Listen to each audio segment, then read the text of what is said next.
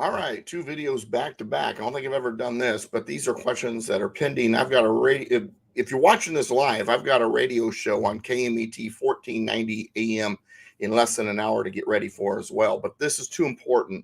It's on my mind. We need to do the videos. I need to get them out. I need you to share these videos as much as possible. So we just did a video on whether or not the election audits were constitutional. Now, how about the most commonly asked question I get in this time period, this era, this modern moment in history?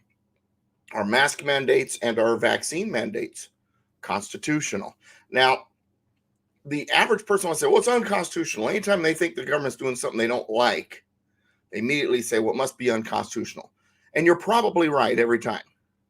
But when asked this question in the past, one of the things that I've always been mindful of is that the Constitution is very interesting because the authorities granted in it are designed to only be for the federal government. The purpose of the Constitution was to create a federal government, and they give it limited authorities. The federal government's supposed to handle external issues, war, trade with other countries, negotiations, maritime law, protection of our borders, things like that. The only internal or domestic issues that the federal government is supposed to be involved in at all would be things like establishing post offices or mediating disputes between the states or between persons that are in different states or things like that. Otherwise, what goes on inside the country is none of the federal government's business. So the answer when it comes to the federal government regarding mask and vaccine mandates is very easy. There are no authorities, any and every federal law, action, executive order, judicial opinion, everything that has anything to do with the pandemic, scamdemic, whatever you want to call it, the jab in the arm, wearing a mask, any of that is none of the federal government's business. But then we get to the states. Do the states have the authority? Now, the argument that the left likes to use is Jacobson v. Massachusetts, 1905. There was a smallpox epidemic that was going through the state of Massachusetts. And so the vaccine was mandated by the state. Federal government knew they couldn't do it, but the state did. And Jacobson was a pastor and his son. They sued the state of Massachusetts for fining him $20 for refusing to take the jab. John Marshall Harlan was a chief justice at the time, and they ruled against Jacobson. And in the judicial opinion, what was basically said was, sure, you have individual liberties, but those individual liberties are suspended when protecting or ensuring the safety of communities is at hand. So the community and their needs in an emergency outweigh your individual liberties. That was the message, and that's what's been used by the perpetrators, the people behind COVID policies, virus policies, whatever, in the United States over the last couple of years, a year and a half, whatever. So the question is that constitute? Can the states, can the governors, can the state legislatures, can the local health officer do all these things? Can these businesses even? Because I tell people, gosh, the Constitution is about government. It's really not about businesses. What a private business does is they're a private business. And so I've always kind of went towards that direction, saying, gosh, if the business does it, we just have to find businesses that are willing to work with us. Because I don't see anything constitutionally keeps the businesses from doing that. Then I started thinking. Now, the difficulty here is when it comes to the U.S. Constitution, what I'm going to give you is not necessarily what I believe is intended, but the way the Constitution has been used. In other words, I want to use their rules against them. The reason why I've struggled with this is because I know from a founding father's point of view, my answer, but I had not considered what the overall, since the history of this country and different lawsuits and the attitude towards certain amendments is. So let's now go over to the 14th Amendment. 14th Amendment is one of the Reconstruction Amendments. The idea was that the states had misbehaved, the southern states that had seceded, the Confederate states. They had misbehaved, and the 14th Amendment was going to set them straight. The 14th Amendment was going to make sure they behaved. So when we talk about this now, I'm not necessarily in full agreement from a purely constitutional standpoint. I'm telling you the way they've been using it. So according to the 14th Amendment,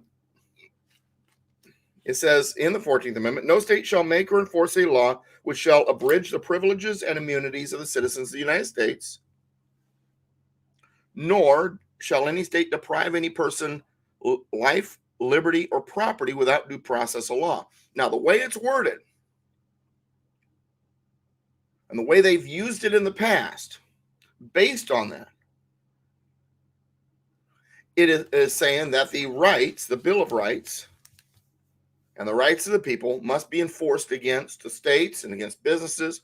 So, when you get back to the civil rights movement, a business wouldn't let a black person eat at the lunch counter. They use this clause. Hey, that person is being deprived of their life, liberty, and property without due process. They are being treated in a manner that's outside their liberty. Okay. Someone says, I want to have a cake baked a certain way. So they go to the baker, and it's a Christian baker, and the cake to be baked is supposed to have two men on the top of the cake for a wedding. And the baker said, I can't make that. It's against my religious belief system. The 14th Amendment was used. Hey, business, you cannot violate the life, liberty, or property. Once again, the liberty is key word here, because in both cases, that's what they're talking about. Without due process of law, cannot be treating people differently, and that people cannot be deprived of their privileges and immunities. Citizens cannot be deprived of their privileges and immunities. Okay, fine. So liberty is having access to what we want to have access to, and having our decisions protected. My decision, said the person who sued the baker, was to have that baker bake my cake. Even though there was other bakers out there that would bake that cake, I want that one too. That was my decision. My decision should be protected. Okay, fine. Court said, hey, well, that's the way it is. All right, fine. Civil rights movement. These businesses are interfering with my decision to utilize their services, their products. I'm making a decision that I do or don't want to utilize certain products, and no business for racism reasons can say no. Okay. 14th Amendment. Nobody should be deprived of their life, liberty, or property without due process of law. Nobody can be denied their privileges or immunities. Life, liberty, and property. Liberty means your ability to make a choice. Liberty means your individualism, your ability to operate in a society without anybody throwing up obstacles that are against your decision or against your skin or against your lifestyle. Okay, fine. Then the mask and the vaccine issues are a civil rights issue. And my liberty to say no is being violated without due process. My privileges and immunities to be treated the way I should be treated in the States, not as a special class. We can't treat homosexuality or minorities as special classes, even though they do, but in a different way. But their argument is even businesses can't do that. Treat everybody equal. Okay, fine.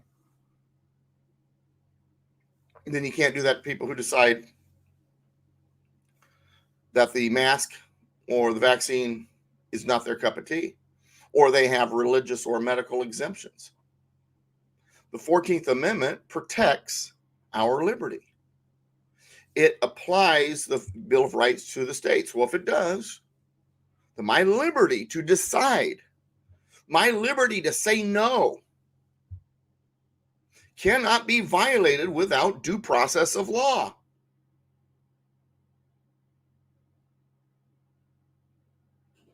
$14th Amendment. Isn't that how they use it? Why does it not apply here? It should. Yes, if you read state constitutions, there's nothing in the state constitution that gives them the authority to put restrictions on the healthy.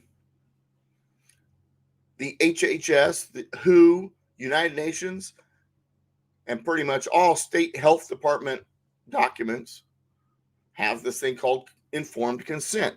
You have the liberty, the right to know what's in it, what's in anything, any medical procedure, what it entails, what it involves, how it's going to affect you. You have a right to be fully informed. And then consent, you have then the right to make your decision, yes or no. And if they're violating that informed consent, not only are they violating what the health codes say at just about every level, but also they're violating your right to your life, liberty, or property through the 14th Amendment.